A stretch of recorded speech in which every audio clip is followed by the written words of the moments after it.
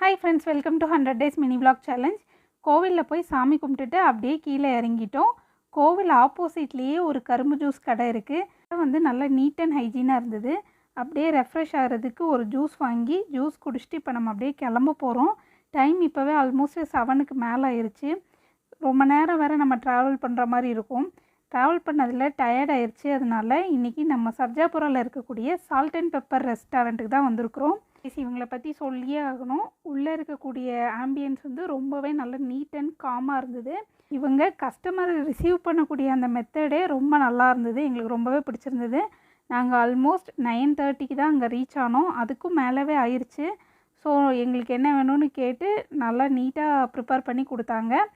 So நாங்கள் என்ன order பண்ணியிருந்தோன்னா roti மசாலாவும் ஆர்டர் பண்ணியிருந்தோம். டேஸ்ட்டு நிஜமாகவே ரொம்ப சூப்பராக இருந்தது.